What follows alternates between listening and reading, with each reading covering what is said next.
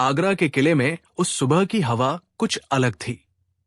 शहंशाह जलालुद्दीन मोहम्मद अकबर अपने सिंहासन पर विराजमान तो थे, पर उनकी आंखों में एक अजीब सी चमक और चेहरे पर एक गहरा चिंतन था।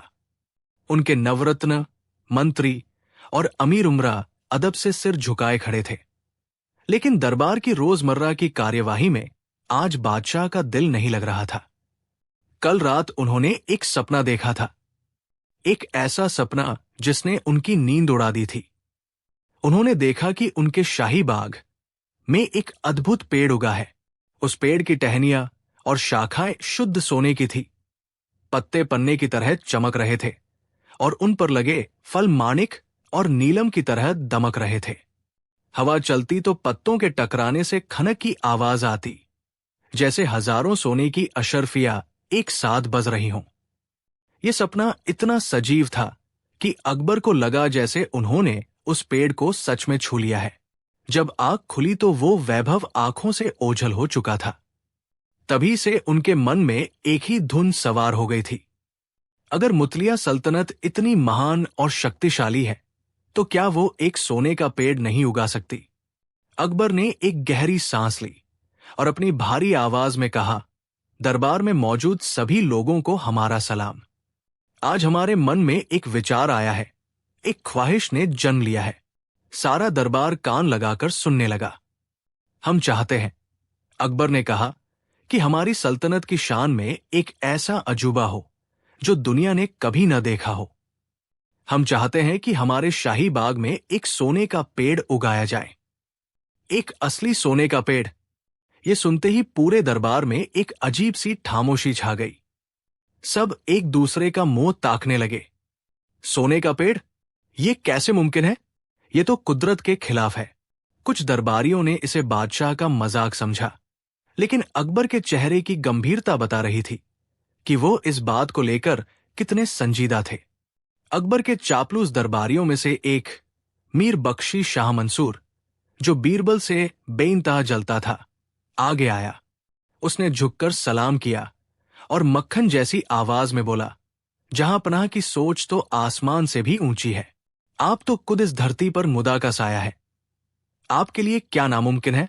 यकीनन आपकी सल्तनत में सोने का पेड़ भी उगेगा और पूरी दुनिया आपकी महानता के आगे सिर झुकाएगी। दूसरे दरबारियों ने भी शाह मंसूर की हां में हां मिलाई। बेशक, बेशक, क्या तूब त्याल है जहांपनाह, ये तो सल्तनत की शान में चार चांद लगा देगा, की आवाजें गूंजने लगी। अकबर मुस्कुराए। फिर उनकी नजर उस शख्स पर पड़ी जो अब तक खामोश खड़ा था, बीरबल। बीरबल, तुम खामोश क्यों हो? क्या तुम्हें हमारी ख्वाहिश नामुमकिन लगती है? अकबर ने सीधे बीरबल से सवाल किया। बीरबल ने अदब से सिर झुकाया। आलम पनाह, जब आपने ठान लिया है तो यकीनन ये काम होकर रहेगा। आपकी इच्छा ही इस सल्तनत का कानून है। भला मैं कौन होता हूं इस पर शक करने वाला? बीरबल का जवाब सुनकर अकबर प्रसन्न हुए, लेकिन शाह मंसूर को यह बात हजम नहीं हुई। उसे लगा कि बीरबल बस बादशाह को खुश करने के लिए ऐसा कह रहा है। उसने सोचा, यही सही मौका है बीरबल को हमेशा के लिए बादशाह की नजरों से गिराने का। शाह मंसूर बोला, जहांपनाह, अगर यह काम मुमकिन है तो इसे करने की जिम्मेदारी सबसे काबिल इंसान को ही मिलनी चाहिए, और हमारे दरबार में राजा बीरबल से ज्यादा अक्लमंद और काबिल कौन है? ये जिम्मेदारी इन्हीं को सौंपी जाए। ये एक सीधा जाल था। शाह मंसूर जानता था कि यह काम असंभव है, और जब बीरबल इसमें नाकाम होगा तो अकबर का गुस्सा उस पर कहर बनकर टूटेगा। अकबर को यह सुझाव पसंद आया। हां मंसूर, तुमने सही कहा। बीरबल, ये जिम्मेदारी हम तुम्हें सौंपते हैं। तुम हमें शाही बाग में एक सोने का पेड़ उगाकर दोगे। बीरबल ने एक पल के लिए अपनी आंखें बंद की, जैसे कुछ सोच रहे हों। फिर उन्होंने शांत भाव से कहा, मुझे आपका हुक्म सर आंखों पर, जहांपनाह। मैं सोने का पेड़ जरूर उगाऊंगा, लेकिन इस चमत्कारी पेड़ को उगाने के लिए कुछ खास इंतजाम करने होंगे। कैसा इंतजाम? अकबर ने उत्सुकता से पूछा। तुम्हें जो चाहिए मिलेगा। शाही खजाना तुम्हारे लिए खुला है। बीरबल ने कहा, आलम पनाह, सबसे पहले मुझे शाही बाग में एक खास जगह चाहिए, जहां की मिट्टी सबसे उपजाऊ हो और जहां किसी की बुरी नजर न पड़े। दूसरी, मुझे इस काम के लिए 6 महीने का वक्त चाहिए, क्योंकि चमत्कारी चीजें वक्त लेती है।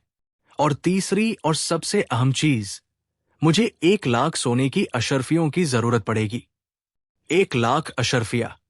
दरबार में फिर से कानाफूसी शुरू हो गई। शाह मंसूर मन ही मन हंसा।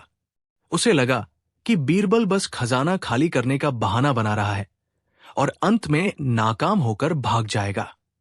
अकबर ने तुरंत शाही खजांची को हुक्म दिया, बीरबल को भौरन 1 लाख अशर्फिया दी जाए और शाही बाग का सबसे अच्छा हिस्सा इनके हवाले कर दिया जाए। हुक्म की तामील हुई। बीरबल ने शाही बाग में एक जगह चुनकर उसे चारों तरफ से ऊंची कनातों से घिरवा दिया। उस जगह पर किसी के भी आने जाने पर पाबंदी लगा दी गई। हर कोई उत्सुक था कि आखिर बीरबल अंदर कर क्या रहा है। दिन बीतते गए, हफ्ते बीते, फिर महीने गुजरने लगे।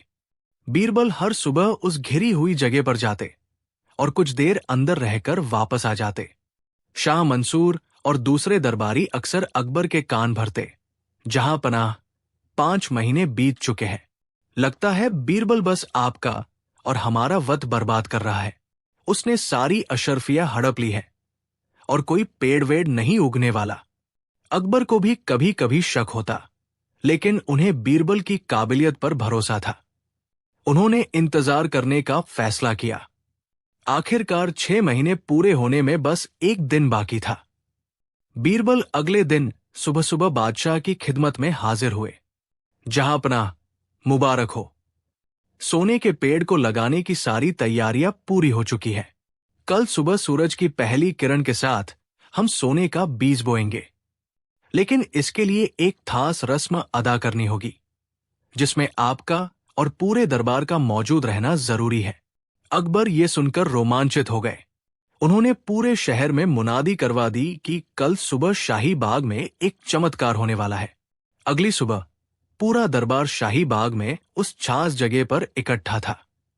अकबर अपने सिंहासन पर विराजमान थे और उनके चारों तरफ नवरत्न और दरबारी खड़े थे। सबकी नजरें बीरबल पर टिकी थी। बीरबल ने जमीन पर एक छोटा सा गड्ढा खोदा हुआ था। उनके हाथ में एक मखमली थैली थी। उन्होंने थैली खोली और उसमें से एक छोटा सुनहरे रंग का बीज निकाला, जो सूरज की रोशनी में चमक रहा था। बीरबल ने बुलंद आवाज में कहा, हजरात, यह है सोने के पेड़ का चमत्कारी बीज। इसे आज इस जमीन में बोया जाएगा, लेकिन इस बीज को बोने की एक शर्त है। सब कान लगाकर सुनने लगे। शर्त यह है, बीरबल ने अपनी आवाज में गंभीरता लाते हुए कहा, कि इस बीज को केवल वही इंसान जमीन में लगा सकता है जिसने अपनी पूरी जिंदगी में कभी कोई चोरी न की हो, कभी झूठ न बोला हो, कभी किसी का हच न मारा हो और न ही कभी अपने पद का गलत इस्तेमाल करके कोई बेईमानी की हो। यानी इसे बोने वाला शख्स तन और मन से पूरी तरह पाक साफ और ईमानदार होना चाहिए। अगर किसी भी दागदार हाथ ने इसे छुआ तो ये बीज उसी वक्त मिट्टी में जलकर खाक हो जाएगा और फिर कभी सोने का पेड़ नहीं उग सकेगा। ये सुनते ही पूरे दरबार में सन्नाटा छा गया। सब एक दूसरे का चेहरा देखने लगे। बीरबल ने सबसे पहले शाही इमाम की तरफ देखा, जो अपनी नेकी और परहेजगारी के लिए मशहूर थे। शाही इमाम साहब, आप तो मुदा के सबसे करीबी बंदों में से हैं। आपसे ज्यादा पाक साफ कौन होगा? कृपया आप आगे आए और इस बीज को बोकर इस रस्म की शुरुआत करें। शाही इमाम का चेहरा पीला पड़ गया। वो आगे तो बढ़े, लेकिन उनके कदम लड़खड़ा रहे थे। उन्हें याद आया कि कैसे एक बार उन्होंने मस्जिद के चंदे में से कुछ सिक्के अपने घर के खर्च के लिए निकाल लिए थे।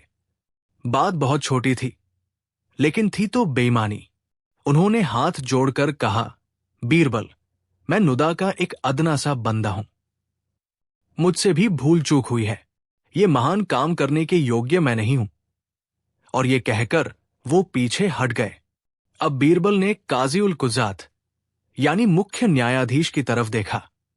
काजी साहब, आप तो इंसाफ की मूरत है। आपकी जिंदगी तो एक खुली किताब की तरह होगी। आप ही ये पुण्य का काम कर दीजिए। काजी साहब का हलक सूख गया। उन्हें याद आया कि कैसे एक बार उन्होंने अपने एक अमीर दोस्त के हज में एक छोटा सा फैसला सुना दिया था, जिसमें एक गरीब का मामूली नुकसान हुआ था। वो भी सिर झुकाकर बोले, इंसाफ करते करते कभी कभी अनजाने में गलतियां हो जाती हैं। मैं इस पवित्र बीज को छूने के काबिल नहीं हूं। इसके बाद बीरबल की नजर उस शख्स पर पड़ी जो इस सारी साजिश का सूत्रधार था, शाह मंसूर। मीर बख्शी शाह मंसूर साहब, बीरबल ने व्यंग्यात्मक मुस्कान के साथ कहा, आप तो बादशाह के सबसे वफादार और सल्तनत के सबसे बड़े शुभचिंतक हैं। आपकी ईमानदारी की तो मिसालें दी जाती हैं। आइए, आप ही ये काम कीजिए। शाह मंसूर का चेहरा देखने लायक था। वो तो भ्रष्टाचार और बेईमानी का दूसरा नाम था। उसने न जाने कितने लोगों का हथ मारा था और शाही खजाने से कितनी हेराफेरी की थी। वो कांपती हुई आवाज में बोला, मैं तो एक सिपाही हूं। मुझसे लड़ाइयां करवा लो, ये खेती बाड़ी का काम मेरे बस का नहीं है। और वो भीड़ में पीछे खिसक गया। एक एक करके बीरबल ने दरबार के सभी बड़े बड़े मंत्रियों, सेनापतियों और अमीरों को बुलाया, लेकिन कोई भी आगे आने की हिम्मत नहीं कर सका। हर किसी को अपना कोई न कोई छोटा बड़ा गुनाह याद आ रहा था। हर कोई जानता था कि वे उस शर्त पर खरे नहीं उतरते। माहौल में एक अजीब सी खामोशी और शर्मिंदगी घुल गई थी। बड़े बड़े पदों पर बैठे लोग, जो अपनी ईमानदारी और वफादारी की कस्में खाते थे, आज एक छोटे से बीज को बोने से डर रहे थे। जब कोई भी आगे नहीं आया, तो बीरबल मुस्कुराते हुए सीधे शहंशाह अकबर के पास पहुंचे। उन्होंने अदब से सिर झुकाया और वो बीज अकबर के सामने कर दिया। आलम पनाह, बीरबल ने बड़ी विनम्रता से कहा, इस दरबार में कोई भी इस पवित्र बीज को बोने के लायक नहीं निकला। अब एक आप ही है जो इस धरती पर मुदा का साया है, इंसाफ और नेकी की मिसाल है। यकीनन आपकी जिंदगी बेदाग होगी। अब आप ही इस बीज को बोकर सल्तनत की शान बढ़ाए। अब गेंद सीधे अकबर के पाले में थी। पूरा दरबार सांस रोके बादशाह की तरफ देख रहा था। अकबर एक पल के लिए चुप हो गए। वो शहंशाह थे, लेकिन थे तो इंसान ही। उन्हें भी अपनी जिंदगी के वो पल याद आए जब सल्तनत की भलाई के लिए या सियासत के दावपेंच में उन्हें ऐसे फैसले लेने पड़े थे जो पूरी तरह से पाक साफ नहीं कहे जा सकते थे। उन्होंने भी गलतियां की थी। अकबर को पूरी बात समझ में आ गई। बीरबल ने सोने का पेड़ उगाने का वादा नहीं तोड़ा था, बल्कि उन्होंने एक ऐसा आईना सबके सामने रख दिया था जिसमें हर कोई अपना असली चेहरा देख सकता था। अकबर जोर से हंस पड़े। उनकी हंसी की गूंज पूरे बाग में फैल गई। सारे दरबारी हैरान थे कि बादशाह नाराज होने की बजाय हंस क्यों रहे हैं। अकबर ने सिंहासन से उठकर बीरबल के कंधे पर हाथ रखा। वाह बीरबल, वाह! मान गए तुम्हारी अक्लमंदी को। तुमने आज हमारी आंखें खोल दी। तुमने हमें सोने का पेड़ तो नहीं दिया, लेकिन उससे भी कीमती एक सबक दिया है। अकबर ने पूरे दरबार की तरफ मुड़कर कहा, आज बीरबल ने यह साबित कर दिया है कि सोने का पेड़ उगाना नामुमकिन नहीं है। ये बिल्कुल मुमकिन है, लेकिन सोने का पेड़ सोने और चांदी से नहीं, बल्कि ईमानदारी, सच्चाई और नेकी की मिट्टी में ही उग सकता है। जिस दिन हमारी सल्तनत का हर एक बाशिंदा, हर एक दरबारी और खुद बादशाह भी इतना पाक साफ हो जाएगा कि वो इस बीज को बो सके, उस दिन हमारे बाग में एक नहीं, हजारों सोने के पेड़ उगाएंगे। उन्होंने आगे कहा, सल्तनत की असली दौलत सोने चांदी के ढेर नहीं, बल्कि उसके लोगों का ईमान और चरित्र है। बीरबल, तुम ही बताओ, तुमने उन 1,00,000 अशरफियों का क्या किया? बीरबल ने सिर झुकाकर जवाब दिया, जहांपनाह, मैंने उन अशरफियों से सल्तनत के सबसे गरीब गांवों में कुएं खुदवाए हैं, अनाथालय बनवाए हैं और उन किसानों के कर्ज चुकाए हैं जो सूखे की मार झेल रहे थे। मेरे लिए लोगों के चेहरों पर आई मुस्कान ही सोने के असली फल है। ये सुनकर अकबर का सीना गर्व से चौड़ा हो गया। उन्होंने अपना बेशकीमती हार उतारकर बीरबल के गले में डाल दिया। शाह मंसूर और दूसरे जलने वाले दरबारियों के सिर शर्म से झुके हुए थे।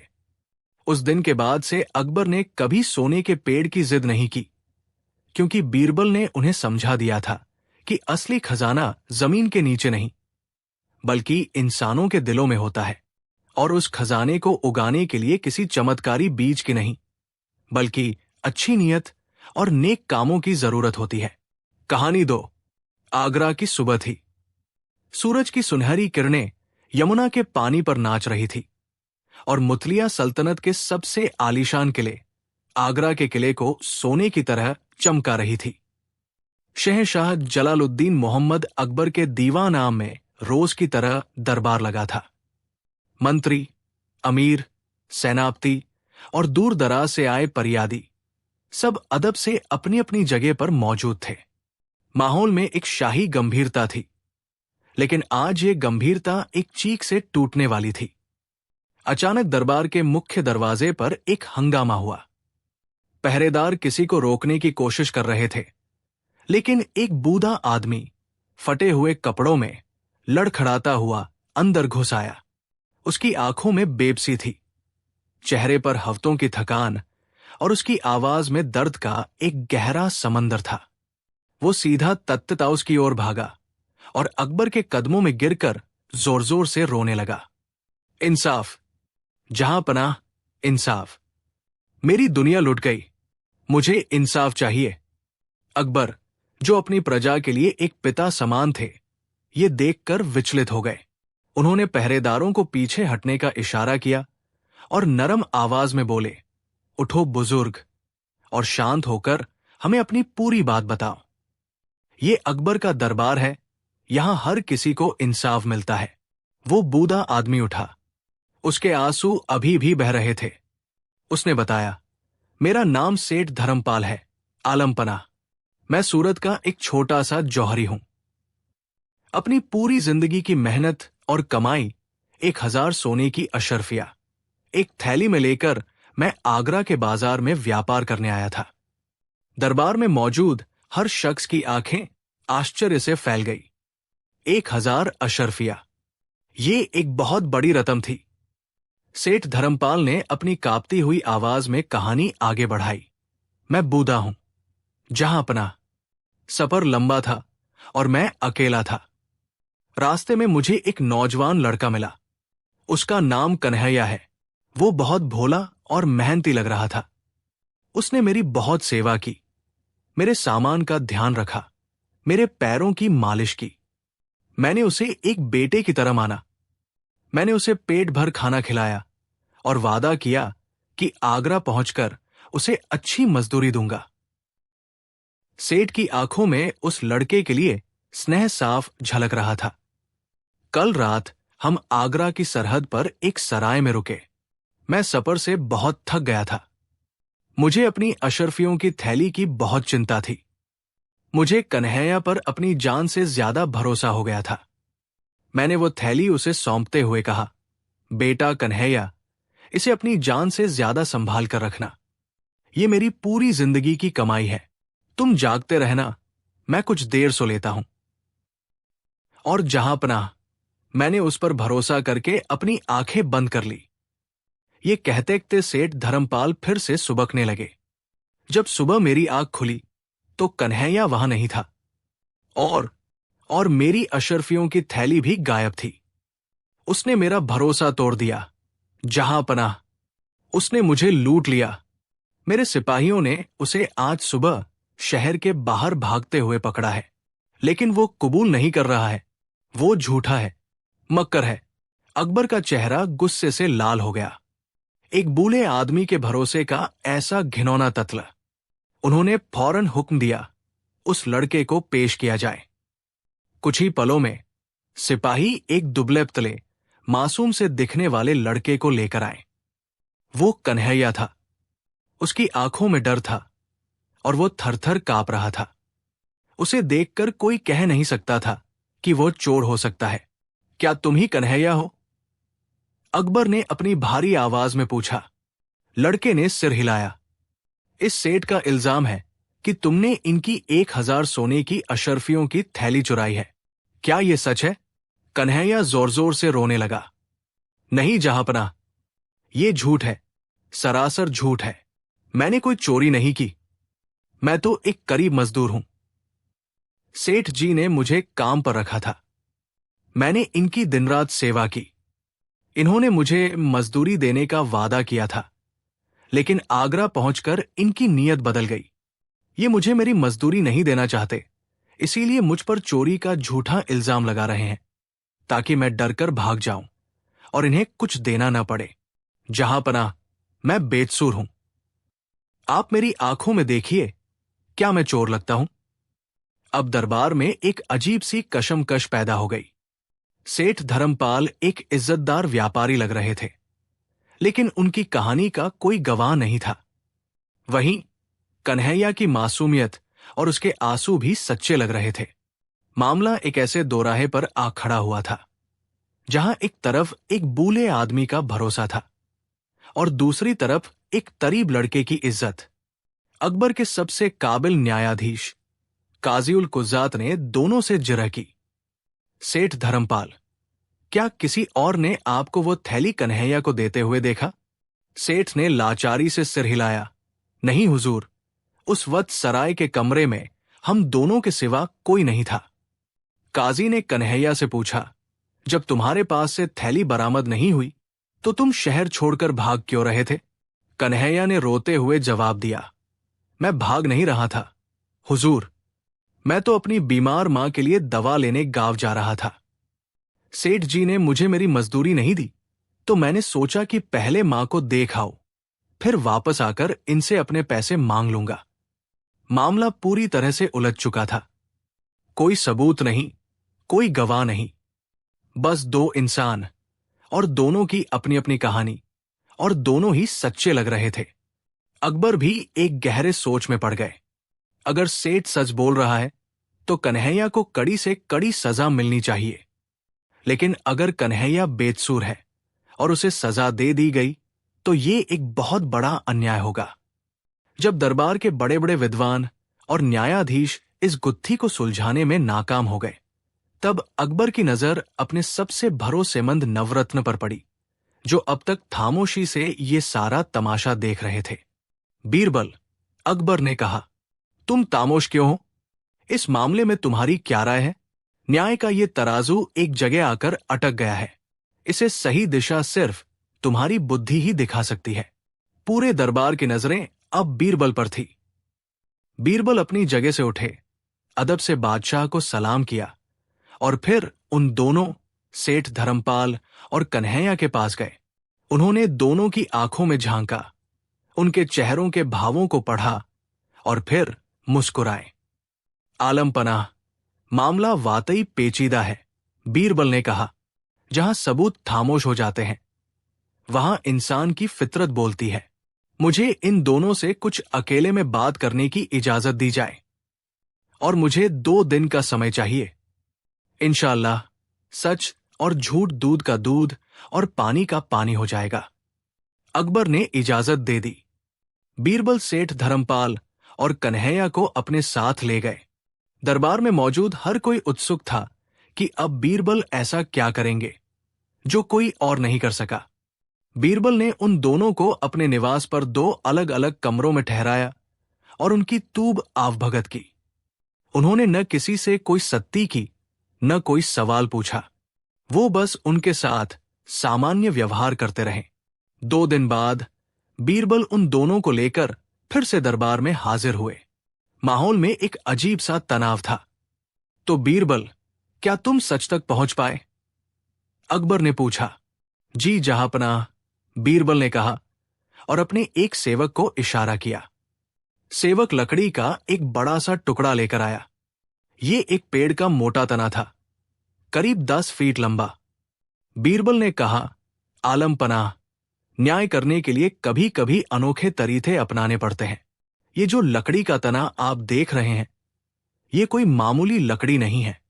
ये इंसाफ की लाठी है। इसमें एक जादुई शक्ति है। दरबार में मौजूद लोग हैरत से उस लकड़ी को देखने लगे। बीरबल ने अपनी बात जारी रखी। इसकी खासियत यह है कि ये चोर को पहचान लेती है। आज रात मैं सेठ धर्मपाल और कन्हैया दोनों को ये लकड़ी का तना दूंगा। वे इसे अपने अपने कमरे में रखेंगे। जो सच बोल रहा है उसकी लकड़ी वैसी की वैसी ही रहेगी, लेकिन जिसने झूठ बोला है, जो असली चोर है, ये जादुई लकड़ी रात भर में अपने आप 2 इंच लंबी हो जाएगी। ये सुनकर दरबार में एक सरगोशी फैल गई। ये कैसा न्याय था? जादुई लकड़ी? बीरबल ने सेठ और कन्हैया की तरफ देखा। आप दोनों को मेरी बात समझ आ गई? सुबह जब आप दरबार में आएंगे तो ये लकड़ी खुद बता देगी कि चोर कौन है। सेठ धर्मपाल ने आत्मविश्वास से सिर हिलाया। उन्हें कोई डर नहीं था, क्योंकि वो जानते थे कि वो सच बोल रहे हैं। लेकिन कन्हैया का चेहरा पीला पड़ गया। उसके माथे पर पसीने की बूंदें चमकने लगी। उस रात दोनों अपने अपने कमरों में उस लकड़ी के तने के साथ अकेले थे। सेठ धर्मपाल को गहरी नींद आई। उनके मन में शांति थी, क्योंकि उन्हें अपनी सच्चाई पर और बीरबल के न्याय पर पूरा भरोसा था।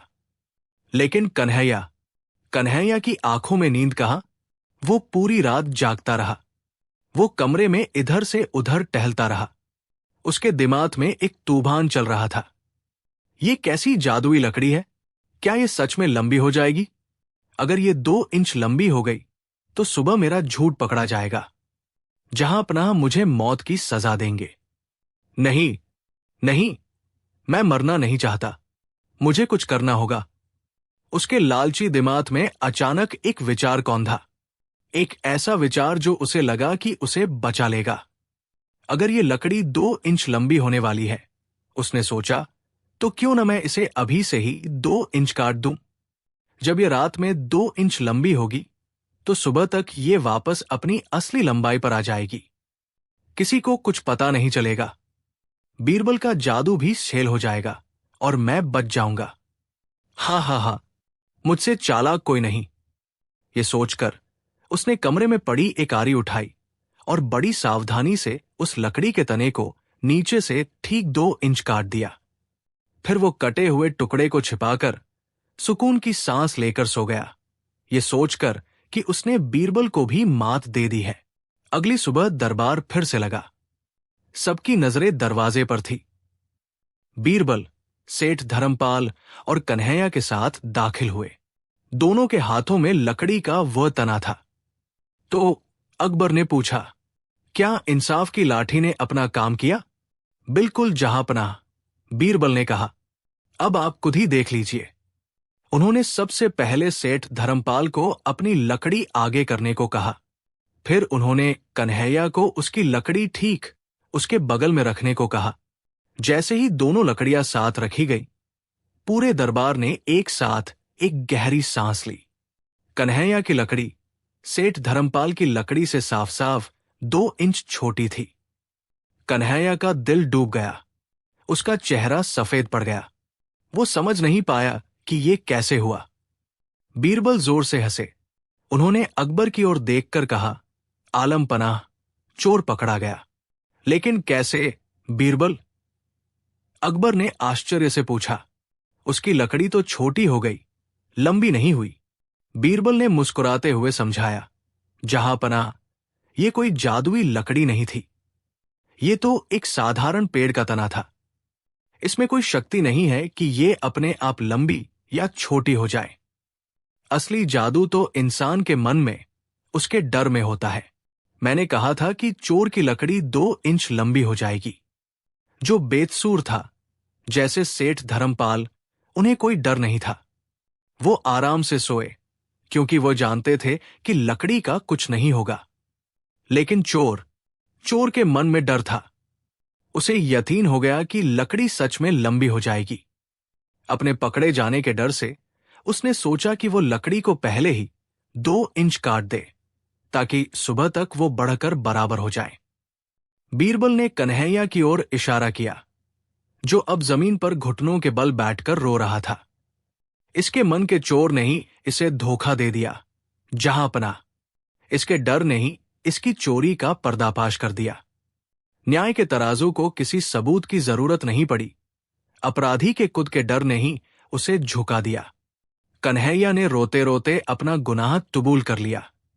उसने बताया कि अशरफियों की थैली उसने सराय के पास एक पेड़ के नीचे दबा दी है। सिपाहियों ने फौरन जाकर थैली बरामद कर ली। सेठ धर्मपाल की आंखों में खुशी के आंसू थे। उन्होंने बीरबल के आगे हाथ जोड़ दिए।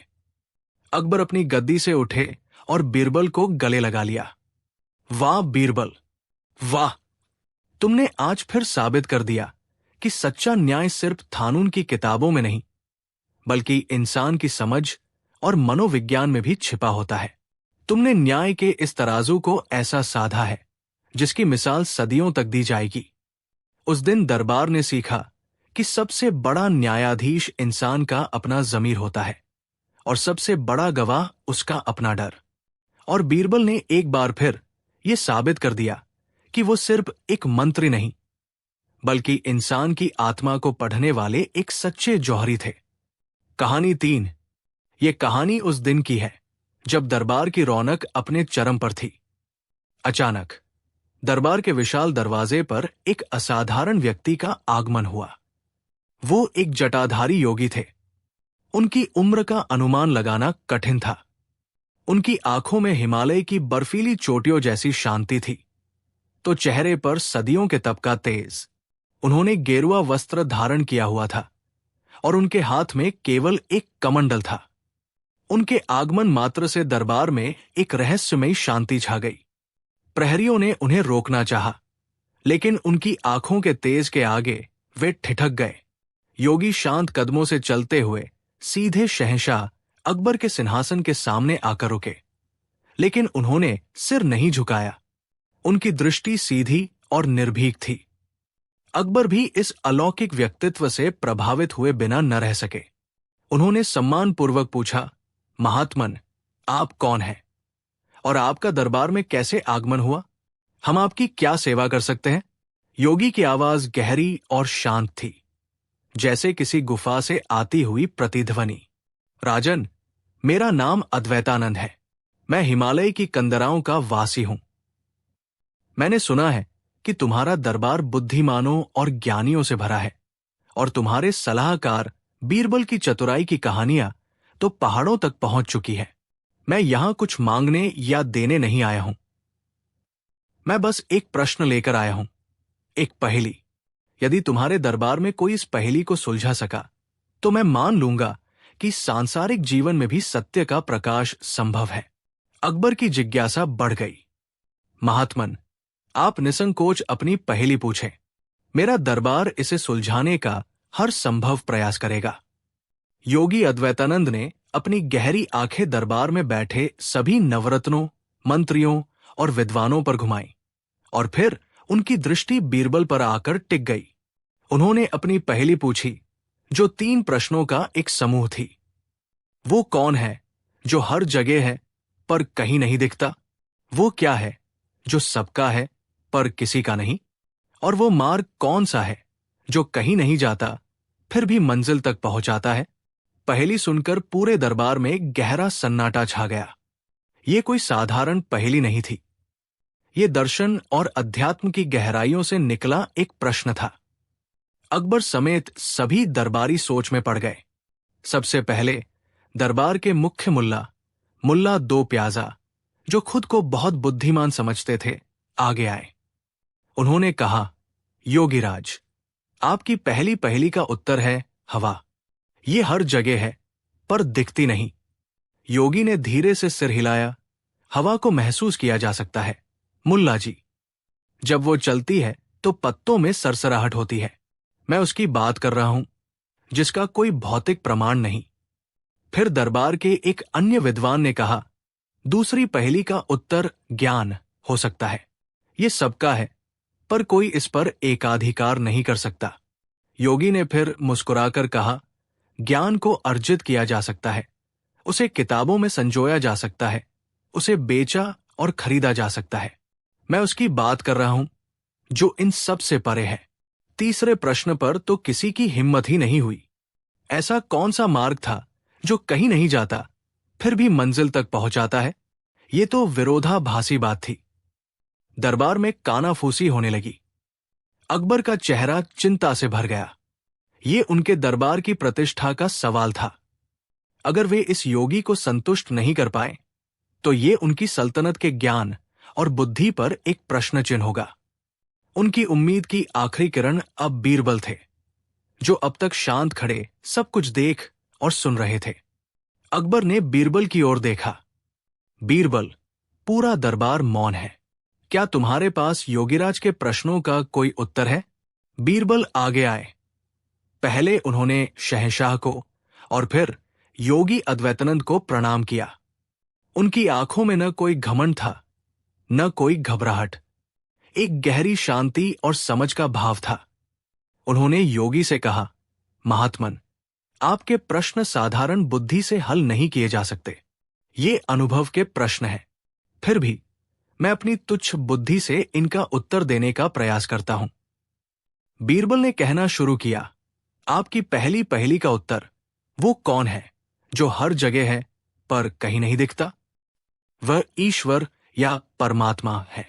वो इस सृष्टि के कण कण में व्याप्त है, हर जीव में, हर पत्ते में, हर सांस में। लेकिन उसे इन आंखों से नहीं देखा जा सकता। उसे केवल अनुभव किया जा सकता है, महसूस किया जा सकता है। हवा को तो हम फिर भी महसूस कर लेते हैं, पर परमात्मा तो महसूस करने वाले के अंदर भी वही है और बाहर भी वही। वो इतना सर्वव्यापी है कि उसे किसी एक स्थान पर इंगित नहीं किया जा सकता, इसलिए वो कहीं दिखता नहीं। योगी की आंखों में एक हल्की सी चमक आई। उन्होंने कुछ नहीं कहा, बस सिर हिलाकर बीरबल को जारी रखने का संकेत दिया। बीरबल ने आगे कहा, आपकी दूसरी पहेली, वो क्या है जो सबका है पर किसी का नहीं? वो मृत्यु है। राजन, मृत्यु इस संसार का सबसे बड़ा सत्य है। ये हर उस जीव की नियति है जिसने जन्म लिया है, चाहे वो राजा हो या रंक, अमीर हो या गरीब, ज्ञानी हो या मूर्ख। इस पर सबका समान अधिकार है, इसलिए ये सबका है। लेकिन कोई भी इसे अपना नहीं कह सकता, कोई इसे पकड़कर नहीं रख सकता, कोई इसे अपनी इच्छा से बुला या टाल नहीं सकता। लोग संपत्ति, रिश्ते, ज्ञान, सब कुछ मेरा कहते हैं, पर कोई ये नहीं कहता कि मृत्यु मेरी है, इसलिए ये किसी का नहीं। दरबार में अब गहरा सन्नाटा था। बीरबल के उत्तरों की गहराई ने सबको स्तब्ध कर दिया था।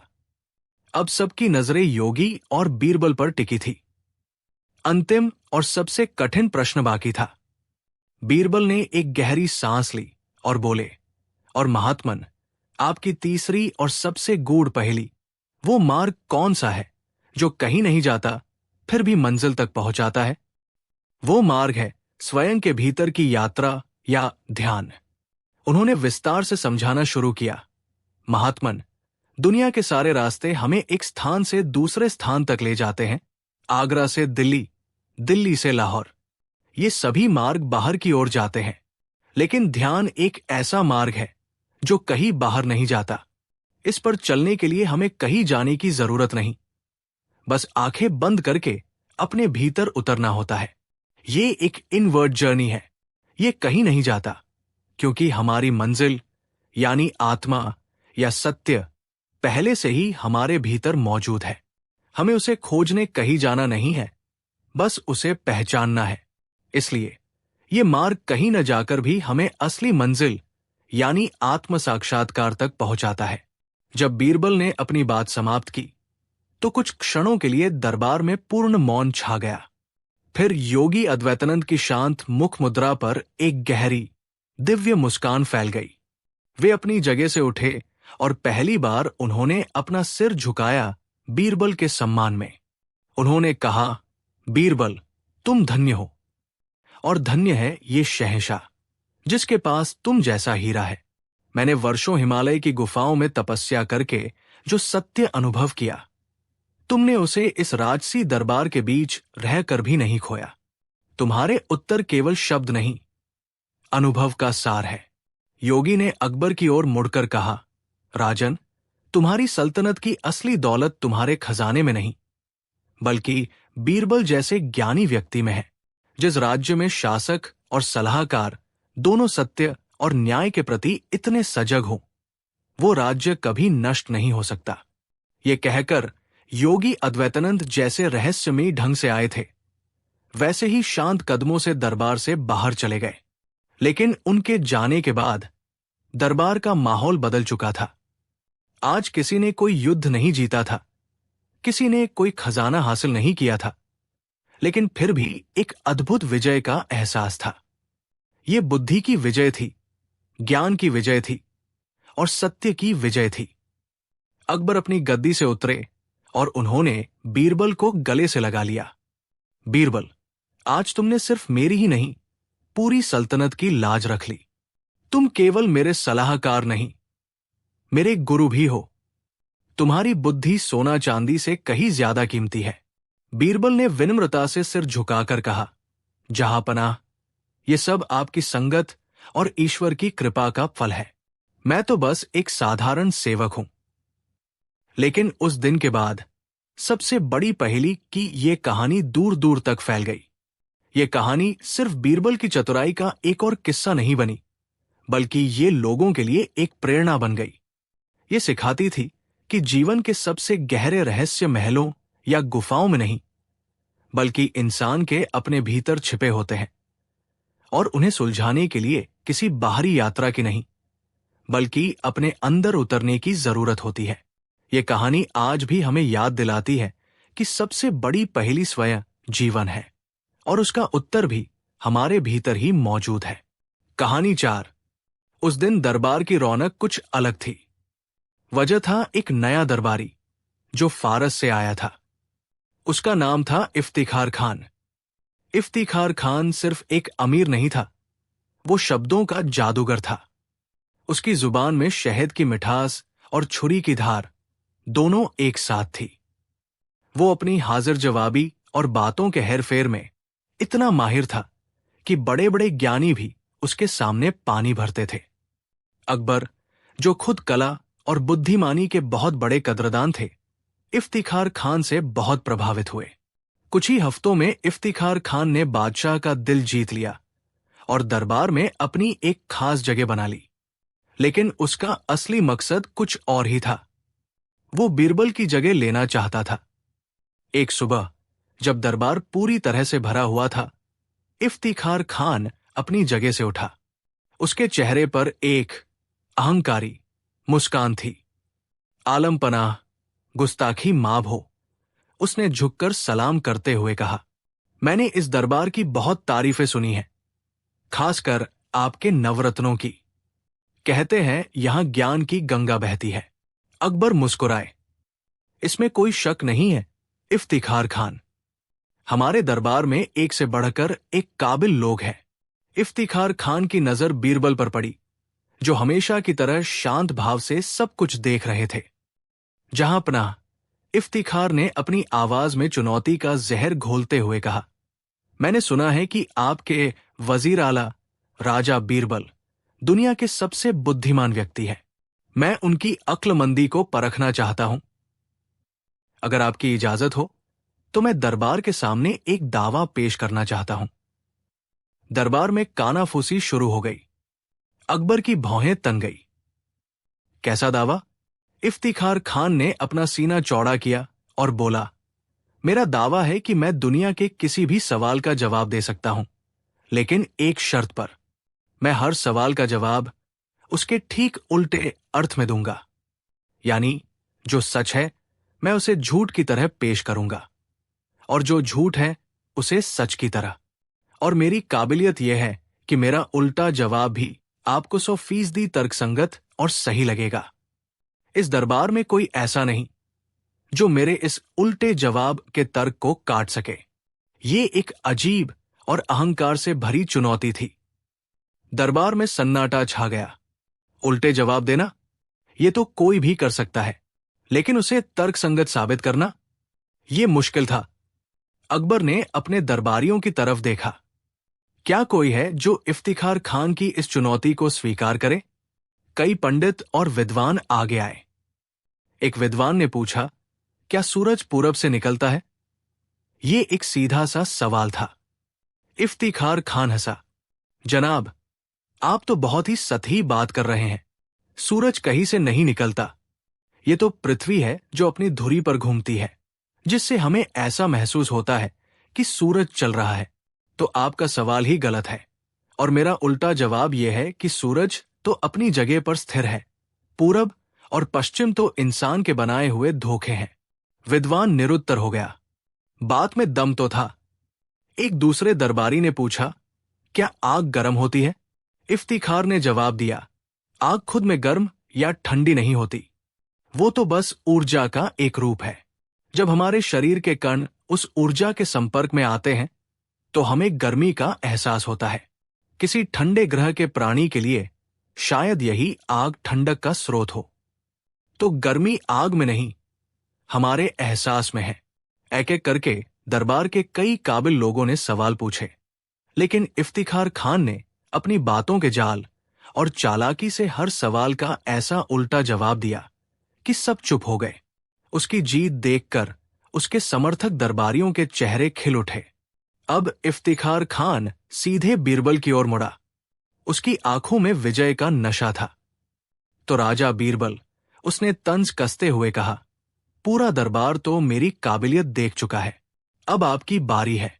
या आपने पहले ही हार मान ली है? क्या आपके पास कोई ऐसा सवाल है जिसका उल्टा जवाब मैं न दे सकूं? पूरे दरबार की नजरें अब बीरबल पर थी।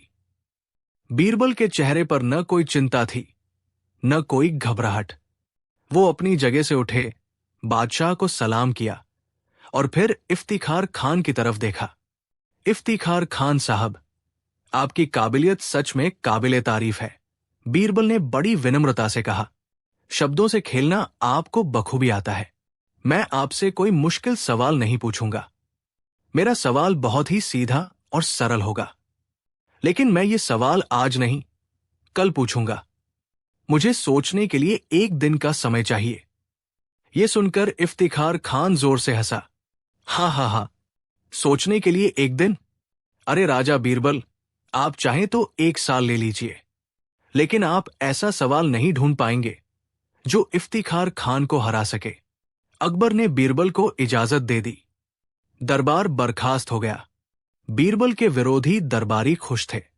उन्हें लगा कि बीरबल डर गया है और उसके पास कोई जवाब नहीं है।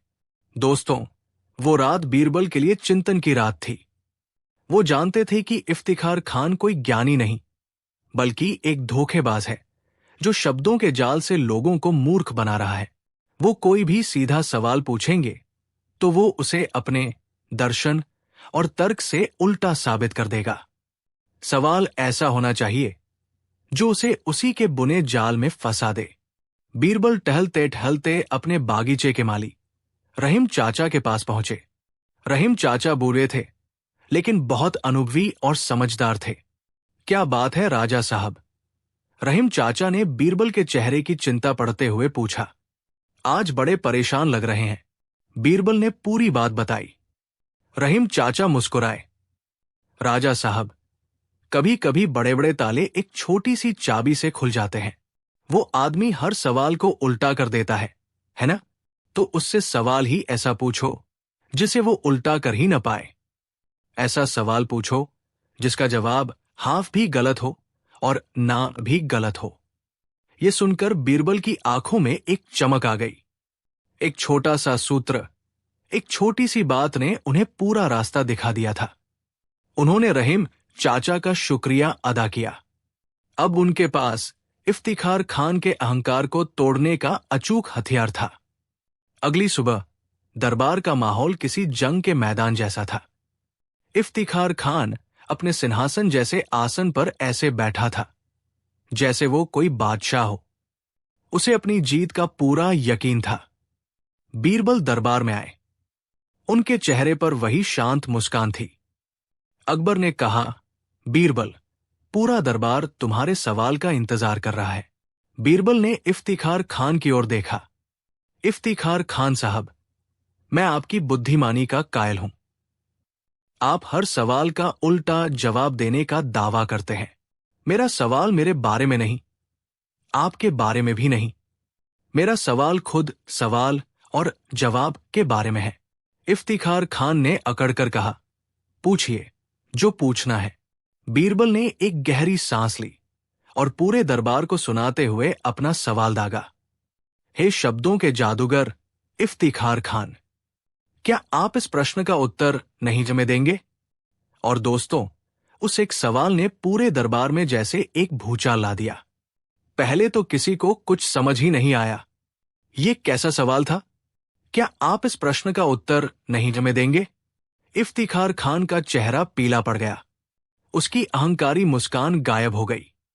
उसके माथे पर पसीने की बूंदें उभर आई। वो समझ गया था कि वो फंस चुका है, एक ऐसे जाल में जिससे बाहर निकलने का कोई रास्ता नहीं था। अकबर ने पूछा, बीरबल, ये कैसी पहेली है? इसमें क्या खास है? बीरबल ने मुस्कुराते हुए समझाया, आलम पनाह, अब आप ही देखिए। इफ्तिखार खान साहब ने दावा किया है कि वो हर सवाल का उल्टा जवाब देंगे। अब बीरबल ने इफ्तिखार खान की तरफ देखा और कहा, खान साहब, मेरे सवाल का जवाब दीजिए। अगर आप जवाब में हाँ कहते हैं, बीरबल ने विश्लेषण करना शुरू किया, तो इसका मतलब हुआ कि आप कह रहे हैं मैं इस सवाल का जवाब नहीं हमें दूंगा।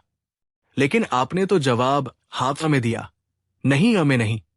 इस तरह आप अपनी ही बात से मुकर गए और अपना दावा हार गए।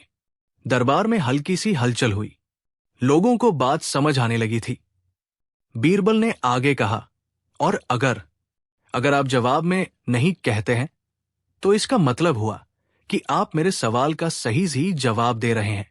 सवाल था कि आप उत्तर नहीं में देंगे, और आपने उत्तर नहीं में ही दिया।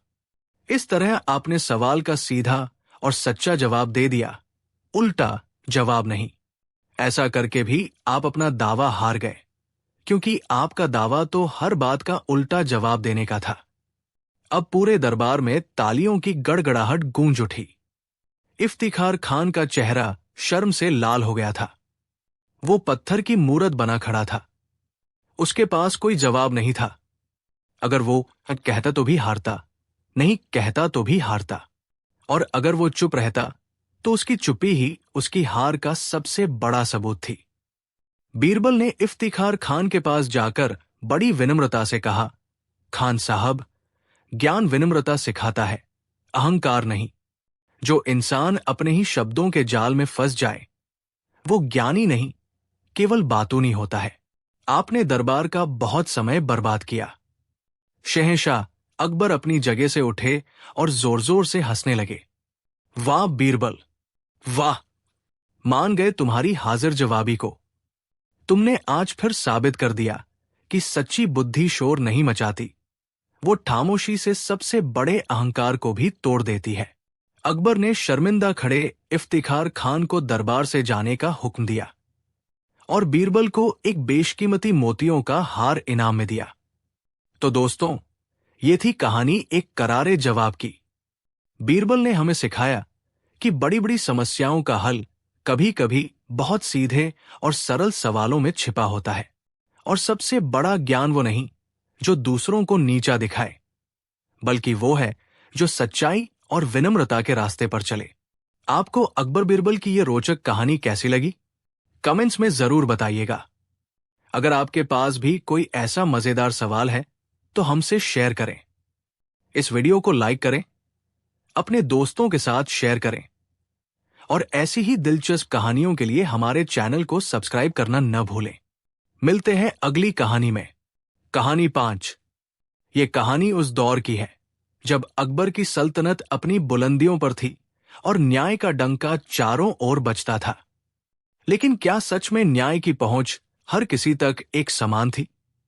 क्या एक आम आदमी की आवाज उतनी ही बुलंद थी जितनी किसी अमीर या शक्तिशाली व्यक्ति की? इसी सवाल का जवाब देने के लिए ये घटना घटी जो इतिहास में न्याय की मोमबत्ती के नाम से अमर हो गई। आगरा से कुछ दूर यमुना के किनारे बसे एक छोटे से गांव में रामदेव नाम का एक मूर्तिकार रहता था। वो कोई साधारण कारीगर नहीं था। उसके हाथों में जैसे साक्षात मां सरस्वती का वास था। पत्थर के बेजान टुकड़ों को वो अपनी छैनी और हथौड़े की चोट से ऐसी जीवंत मूर्तों में बदल देता कि देखने वाले दंग रह जाते।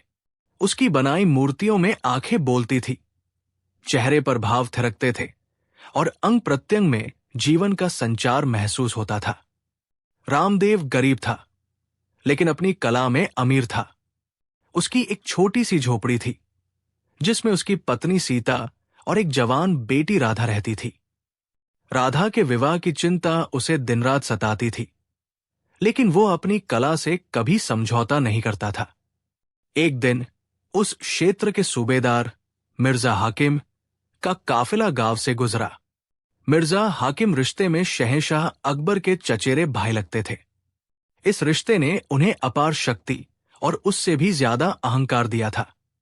वो खुद को शहंशाह से कम नहीं समझते थे और आम लोगों को कीड़े मकोड़ों से ज्यादा अहमियत नहीं देते थे। उनकी नजर रामदेव की झोपड़ी के बाहर रखी एक अधूरी मूर्ति पर पड़ी। वो देवी दुर्गा की मूर्ति थी, जिसका चेहरा क्रोध और करुणा का अद्भुत संगम था।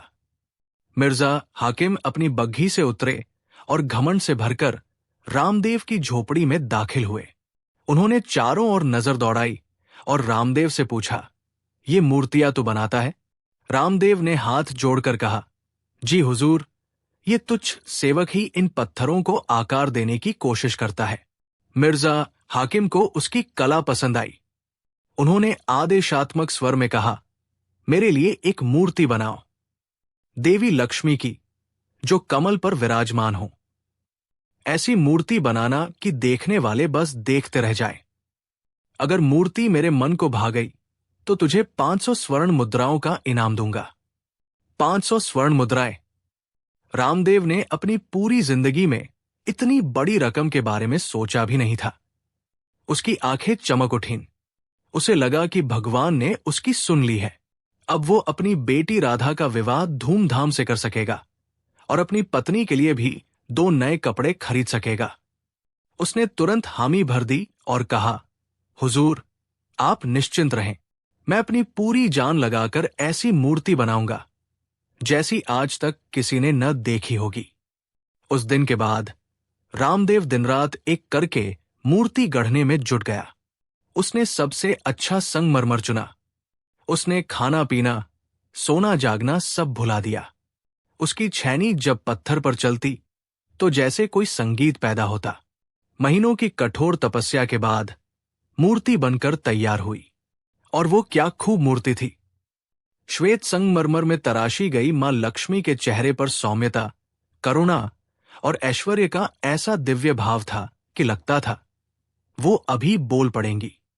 उनके हाथों से मानो सोने के सिक्के झर रहे थे और उनकी आंखों में ब्रह्मांड की शांति समाई थी। रामदेव बड़ी उम्मीदों के साथ उस मूर्ति को एक बैलगाड़ी में रखकर मिर्जा हाकिम की आलीशान हवेली पहुंचा। मिर्जा हाकिम ने मूर्ति देखी तो उसकी आंखें खुली की खुली रह गई। उसने ऐसी कारीगरी पहले कभी नहीं देखी थी। उसका घमंडी मन कला की इस पराकाष्ठा को देखकर प्रसन्न तो हुआ, लेकिन उसके अंदर का लालची और क्रूर इंसान जाग गया। उसने एक कुटिल मुस्कान के साथ कहा, ठीक ठाक है, लेकिन 500 स्वर्ण मुद्राओं के लायक तो कतई नहीं है। मैं इसके लिए तुम्हें 20 मुद्राएं दे सकता हूं। यह सुनकर रामदेव के पैरों तले जमीन खिसक गई। उसे अपने कानों पर विश्वास नहीं हुआ। हुजूर, 20 मुद्राएं? आपने तो 500 का वादा किया था। इस मूर्ति पर मेरे कई महीनों की मेहनत और मेरी सारी जमा पूंजी लग गई है। मिर्जा हाकिम जोर से हंसा। वादा? अरे मूर्ख, हम जैसे लोग हुक्म देते हैं, वादा नहीं करते। 20 मुद्राएं लेनी है तो ले, वरना ये मूर्ति भी यहीं छोड़ जा और दफा हो जा यहां से। और आइंदा अपनी ज़बान खोलने की हिम्मत मत करना, वरना यही ज़बान खिंचवा दूंगा। रामदेव का दिल टूट गया। उसकी सारी उम्मीदें, सारे सपने एक पल में चकनाचूर हो गए थे। उसकी आंखों से आंसू बहने लगे। वो गिड़गिड़ाया, नहीं हुजूर, ऐसा जुल्म न करें। मेरी बेटी की शादी है, मैं बर्बाद हो जाऊंगा। लेकिन मिर्जा हाकिम ने अपने प्रहरियों को इशारा किया और उन्होंने रामदेव को धक्के मारकर हवेली से बाहर निकाल दिया। रामदेव अपमान और दुख के बोझ तले दबा हुआ खाली हाथ अपने गांव लौट आया। घर आकर वो बच्चों की तरह फूट फूट कर रोया। उसने स्थानीय काजी से शिकायत की, लेकिन जैसे ही उन्होंने मिर्जा हाकिम का नाम सुना, उन्होंने मामला दर्ज करने से ही इनकार कर दिया। गांव के मुखिया ने भी हाथ खड़े कर दिए। कोई भी शहंशाह के शक्तिशाली भाई से दुश्मनी मोल नहीं लेना चाहता था। हर तरफ से निराश होकर रामदेव अवसाद में डूब गया। तभी एक दिन गांव के एक बुजुर्ग ने उसे सलाह दी, बेटा, यहां तेरी कोई नहीं सुनेगा। तू आगरा जा, शहंशाह अकबर के दरबार में। वहां बीरबल है, जो न्याय के देवता माने जाते हैं। अगर किसी में मिर्जा हाकिम के खिलाफ जाने की हिम्मत है, तो वो सिर्फ बीरबल ही है। एक टूटी हुई उम्मीद के साथ रामदेव ने अपनी बची खुची हिम्मत जुटाई और आगरा की लंबी यात्रा पर निकल पड़ा। कई दिनों तक पैदल चलने के बाद वो फटेहाल हालत में आगरा पहुंचा और किसी तरह दीवानाम में अपनी फरियाद लेकर उपस्थित हुआ। दरबार खचाखच भरा था। शहंशाह अकबर अपने सिंहासन पर विराजमान थे। रामदेव ने कांपते हुए अपनी पूरी कहानी कह सुनाई। उसकी आवाज में दर्द और सच्चाई का ऐसा प्रवाह था कि दरबार में मौजूद हर व्यक्ति का दिल पसीज गया। अकबर का चेहरा क्रोध से तमतमा उठा। उनके अपने ही भाई ने एक गरीब कारीगर पर ऐसा जुल्म किया था। ये उनकी न्यायप्रिय छवि पर एक धब्बा था। उन्होंने अपने दरबारियों की ओर देखा, लेकिन सबके चेहरे पर एक अजीब सी खामोशी थी। मिर्जा हाकिम का नाम सुनकर सब बगले झांकने लगे थे। वे जानते थे कि मिर्जा हाकिम शहंशाह के करीब है और उनके खिलाफ कोई भी कार्रवाई राजनीतिक रूप से संवेदनशील हो सकती है। अकबर एक दुविधा में पड़ गए। एक तरफ एक गरीब की पुकार थी और दूसरी तरफ परिवार और सियासत की मजबूरियां। उन्होंने अपनी अनुभवी आंखों से बीरबल की ओर देखा, जो शांत भाव से सब कुछ सुन रहे थे। बीरबल, अकबर ने कहा, इस मामले में तुम्हारी क्या राय है?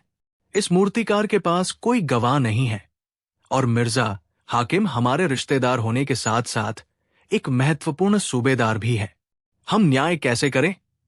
बीरबल अपनी जगह से उठे, शहंशाह को सलाम किया और फिर रामदेव के पास जाकर उसके कंधे पर हाथ रखा। पंडित, तुम चिंता मत करो।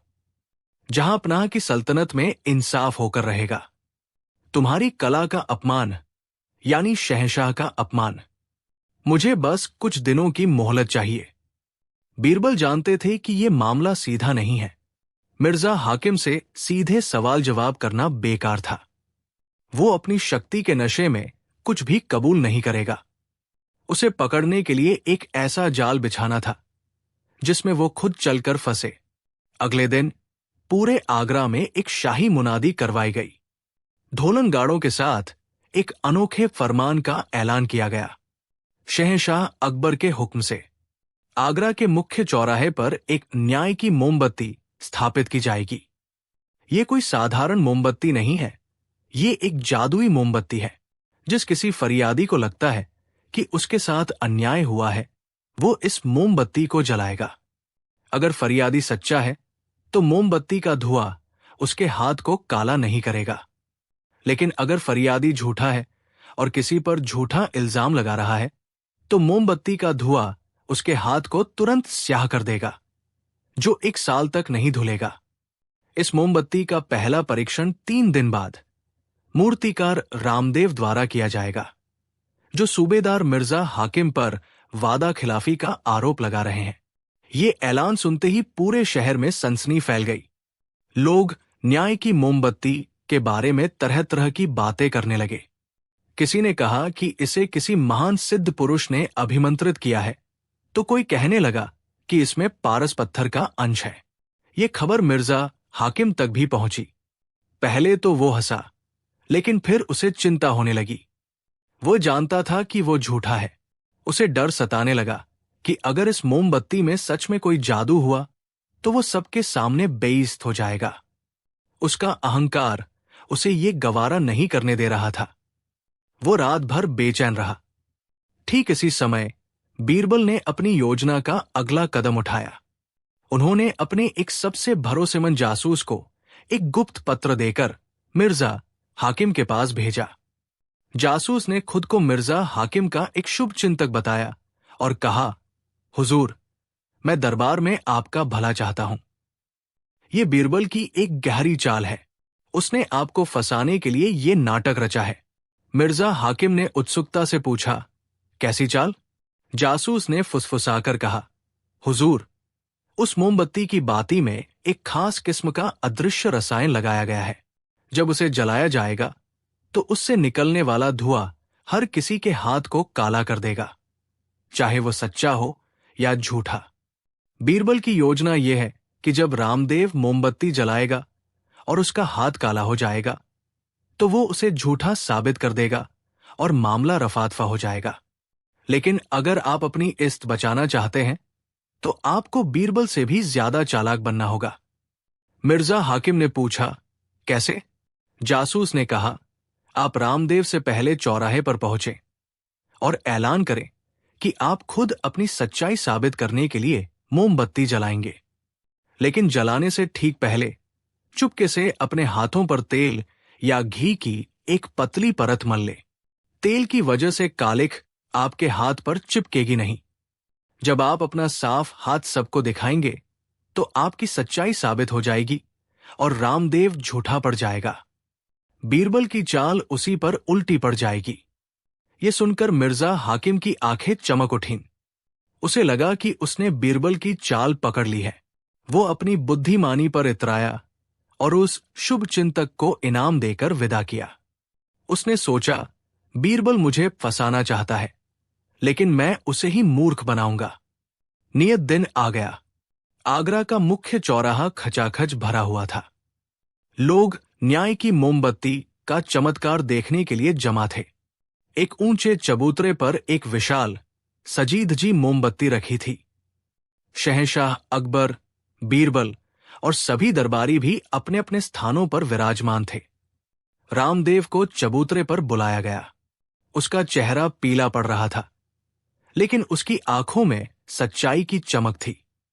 जैसे ही उसने मोमबत्ती जलाने के लिए हाथ आगे बढ़ाया, भीड़ को चीरता हुआ मिर्जा हाकिम घोड़े पर सवार होकर वहां पहुंचा। उसने घोड़े से उतरकर बुलंद आवाज में कहा, ठहरो, ये झूठा आदमी इस पवित्र मोमबत्ती को नहीं छुएगा। मुझ पर झूठा इल्जाम लगाया गया है। मैं खुद अपनी सच्चाई साबित करूंगा। मैं इस मोमबत्ती को जलाऊंगा और पूरी दुनिया को दिखाऊंगा कि मेरा दामन पाक साफ है। ये कहकर उसने जेब से चुपके से निकाली एक छोटी सी डिबिया से थोड़ा तेल अपनी हथेली पर मला और फिर मशाल लेकर मोमबत्ती की ओर बढ़ा। सब लोग सांस रोके देख रहे थे। मिर्जा हाकिम ने मोमबत्ती जलाई। उसमें से धुएं की एक लकीर उठी। उसने तुरंत अपना हाथ धुएं के ऊपर किया और फिर हवा में लहराकर सबको दिखाया। देखो, देखो सब लोग, मेरा हाथ बिल्कुल साफ है। इसका मतलब ये मूर्तिकार झूठा है। इसे सजा मिलनी चाहिए। लोग हैरान थे। अकबर भी एक पल के लिए चौंक गए। मिर्जा हाकिम विजयी मुस्कान के साथ बीरबल की ओर देख रहा था। तभी बीरबल शांत भाव से अपनी जगह से उठे और मुस्कुराते हुए चबूतरे पर चढ़े। उन्होंने मिर्जा हाकिम से कहा, मिर्जा साहब, आपकी सच्चाई पर किसे शक हो सकता है? आपका हाथ तो वाकई साफ है, लेकिन जरा अपना हाथ पलट कर भी तो दिखाइए। मिर्जा हाकिम ने अकड़कर अपना हाथ पलटा। हाथ की पिछली सतह पर तेल की चिकनाई साफ साफ चमक रही थी। अब बीरबल भीड़ और शहंशाह की ओर मुड़े और उनकी आवाज पूरे चौराहे पर गूंज उठी।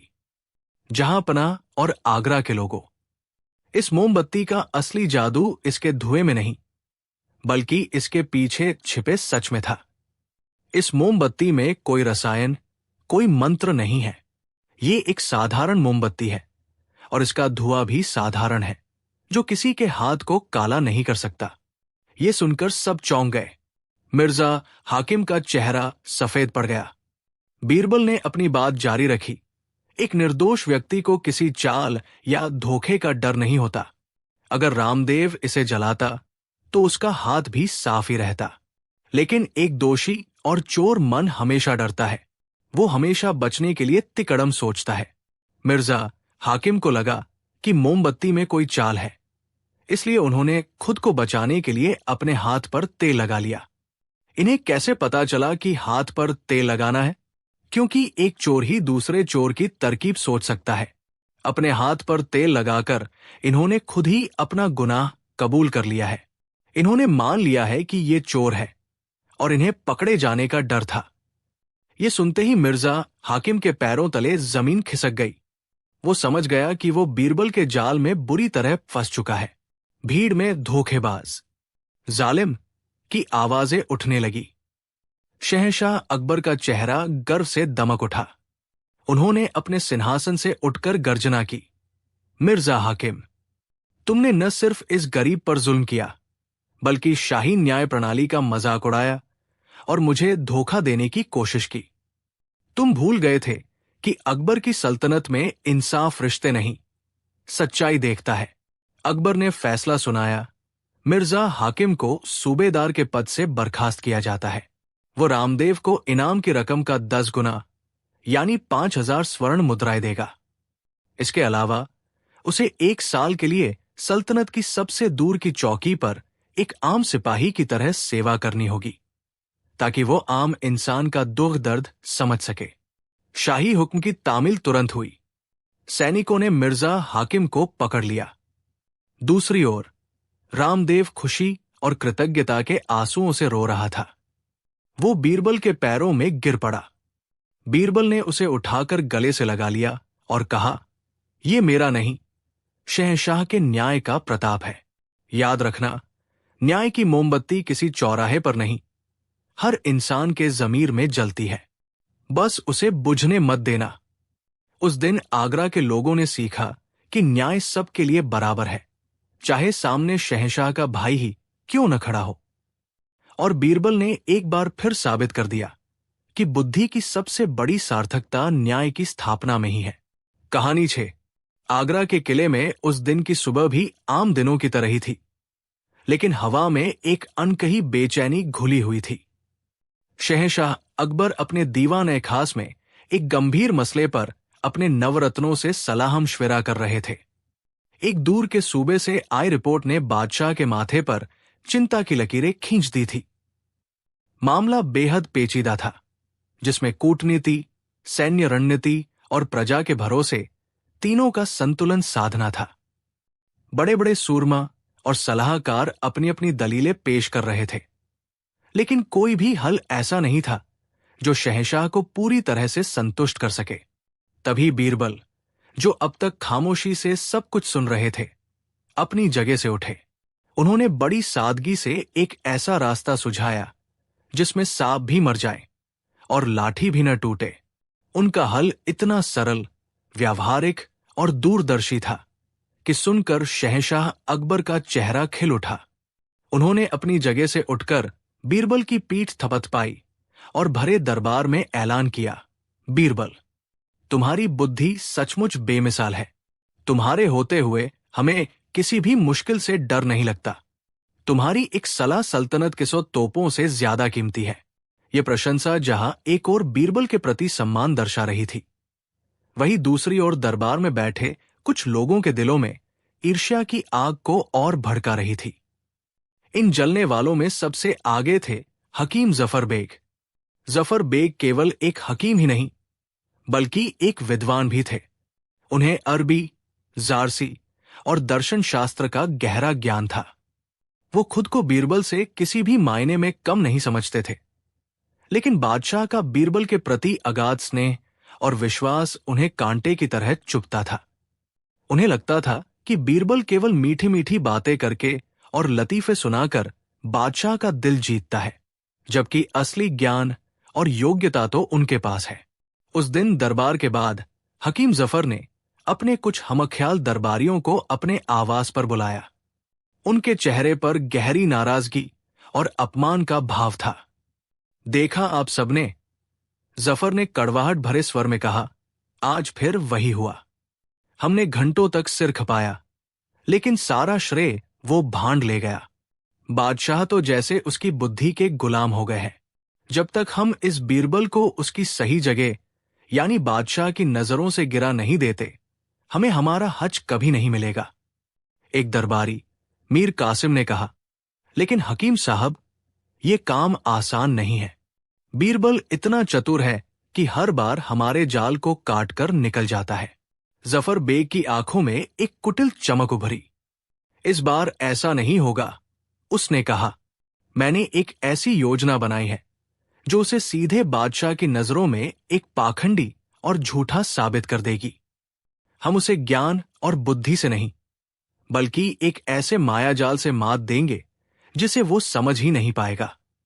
उसने अपनी योजना बताई, जिसे सुनकर बाकी दरबारी भी दंग रह गए। योजना वाकई खतरनाक और अचूक लग रही थी। कुछ दिनों बाद, जब दरबार पूरी तरह से भरा हुआ था, हकीम जफर बेग अपनी जगह से उठे और बड़े अदब से बोले, आलम पनाह, गुस्ताखी माफ हो, लेकिन आज मैं आपके सामने एक ऐसा करिश्मा पेश करना चाहता हूं जो आज से पहले इस सल्तनत में किसी ने नहीं देखा होगा। अकबर हमेशा नई और अनोखी चीजों के शौकीन थे। उन्होंने उत्सुकता से पूछा, क्या करिश्मा है हकीम साहब? साफ साफ बताइए। जफर बेग ने एक रेशमी कपड़े से ढकी हुई एक चीज की ओर इशारा किया, जिसे दो सेवक उठाकर लाए थे। उसने कहा, जहांपनाह, मेरे पूर्वजों को तिब्बत के एक महान सिद्ध योगी से एक दिव्य तराजू प्राप्त हुआ था। यह कोई मामूली तराजू नहीं है। यह किसी भी इंसान के जिस्म का वजन नहीं, बल्कि उसकी बुद्धि, उसकी योग्यता और उसकी आत्मा की सच्चाई का वजन करता है। पूरे दरबार में एक हलचल सी मच गई। ये बात किसी के गले नहीं उतर रही थी, लेकिन जफर बेग ने इतने आत्मविश्वास से कहा था कि सब सोचने पर मजबूर हो गए। अकबर ने संदेह से पूछा, ये कैसे मुमकिन है? बुद्धि और सच्चाई को कैसे तोला जा सकता है? यही तो इस तराजू का चमत्कार है। जहांपनाह, जफर ने रहस्यमयी ढंग से मुस्कुराते हुए कहा, अगर कोई इंसान सच्चा, बुद्धिमान और योग्य है तो उसका पलड़ा भारी हो जाता है, और यदि कोई झूठा, दंभी और अयोग्य है तो उसका पलड़ा हल्का ही रहता है, चाहे उसका जिस्म कितना ही भारी क्यों न हो। यह सुनकर मुल्ला दो प्याजा जैसे बीरबल के विरोधी खुश हो गए। उन्हें इसमें बीरबल को नीचा दिखाने का एक सुनहरा मौका नजर आया।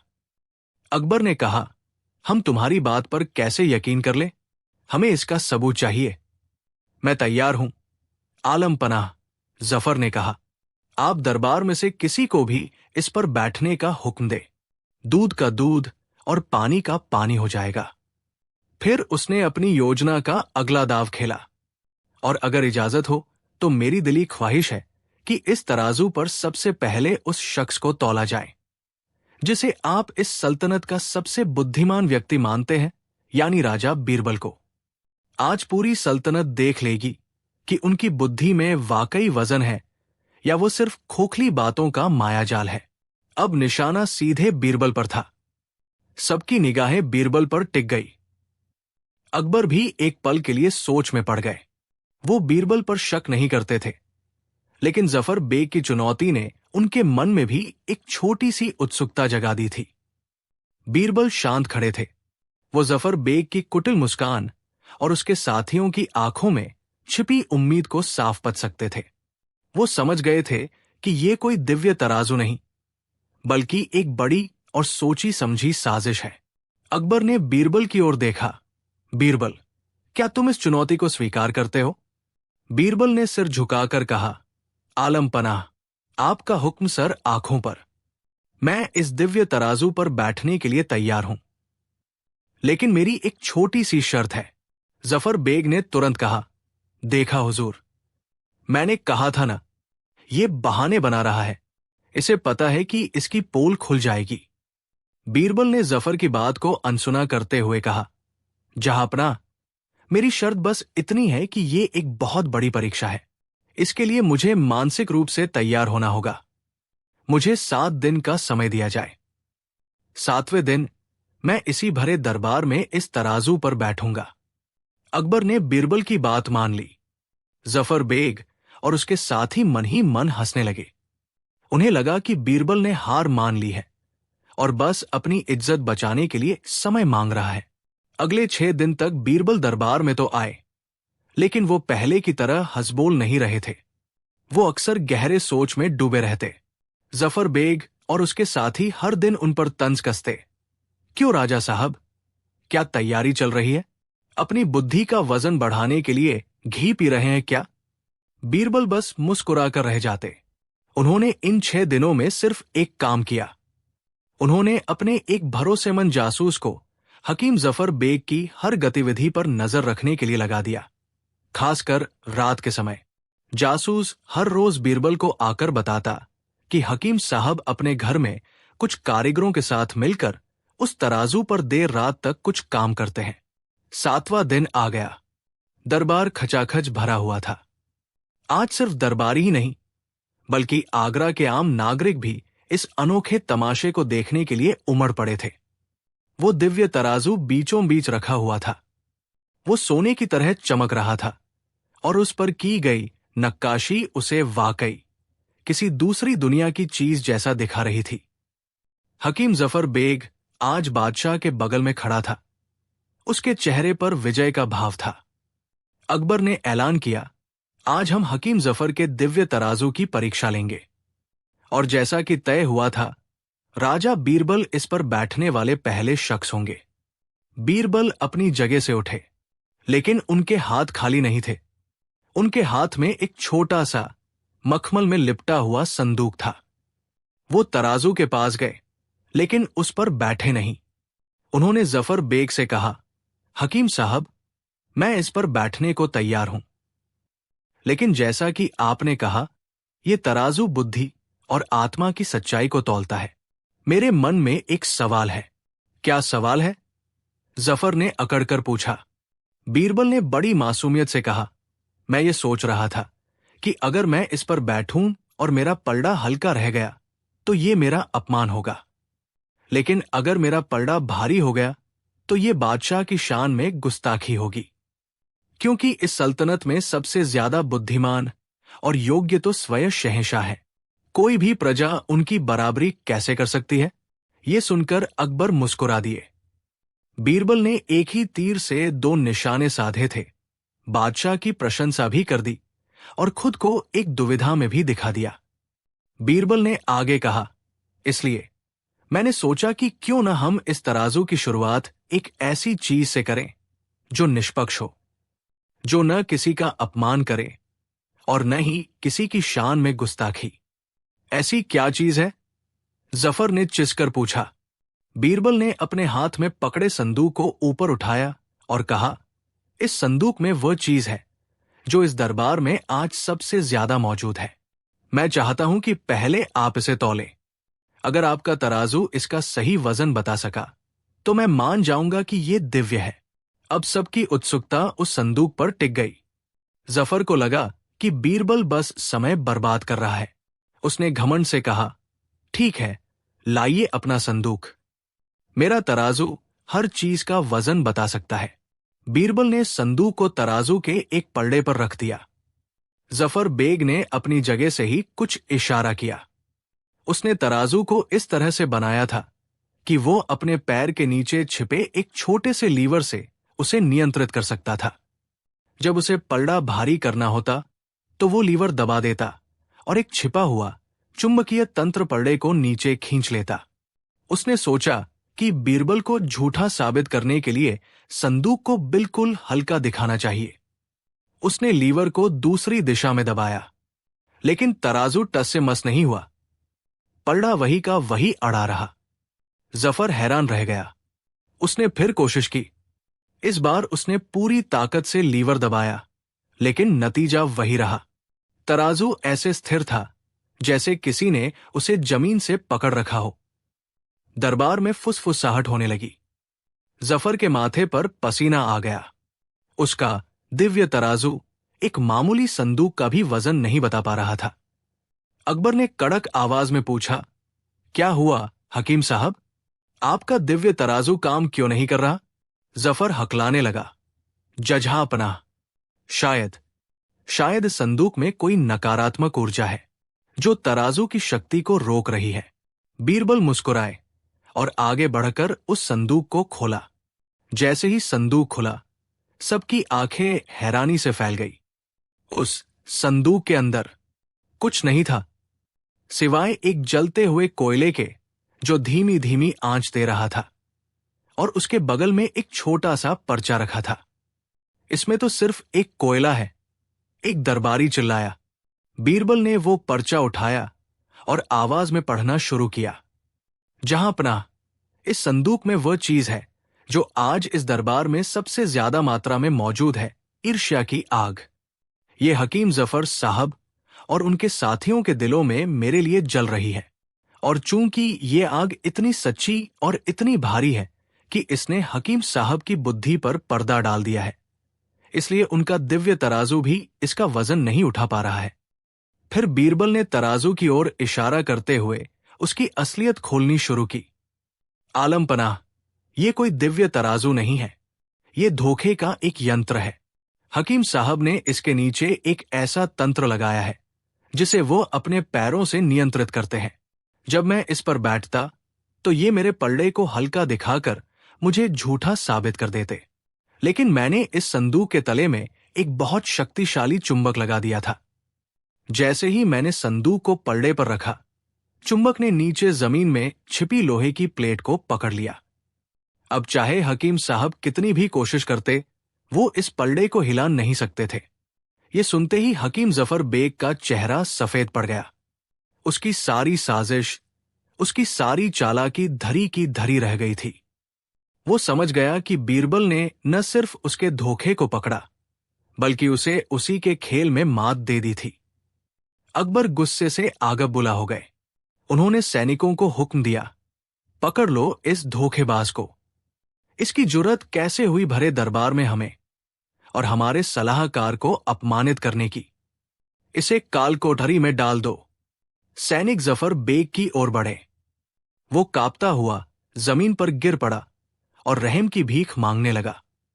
तभी बीरबल ने बादशाह के आगे हाथ जोड़ दिए। ठहरिए जहां पनाह, तुम अब भी इस मक्कार की तरफदारी कर रहे हो, बीरबल? अकबर ने हैरानी से पूछा। बीरबल ने बड़ी विनम्रता से कहा, आलम पनाह, हकीम साहब को सजा देने की जरूरत नहीं है। इन्हें सबसे बड़ी सजा तो पहले ही मिल चुकी है, भरे दरबार में हुई जिल्लत और शर्मिंदगी। ईर्ष्या की आग में तो ये पहले से ही जल रहे थे। आज उस आग ने इनके अपने ही दामन को जला दिया है। मेरा मानना है कि काल कोठरी की सजा से बेहतर है कि इन्हें अपनी गलती पर पश्चाताप करने का मौका दिया जाए। शायद ये शर्मिंदगी ही इनके लिए सबसे बड़ा सबक और सबसे बड़ा मरहम साबित हो।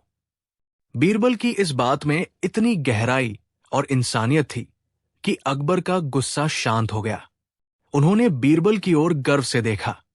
बीरबल ने न सिर्फ अपनी बुद्धि से एक साजिश को नाकाम किया था, बल्कि अपनी महानता से एक दुश्मन को भी माफ कर दिया था।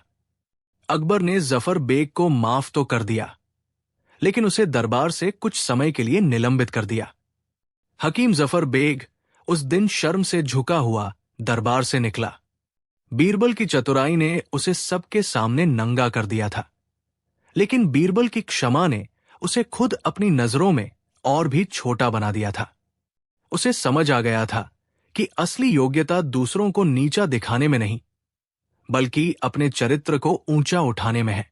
उस दिन के बाद दरबार में फिर कभी किसी ने बीरबल की बुद्धि को चुनौती देने की हिम्मत नहीं की, क्योंकि वे सब जान गए थे कि बीरबल के पास न सिर्फ हर सवाल का जवाब था, बल्कि हर जलते हुए दिल के लिए बुद्धि का मरहम भी था।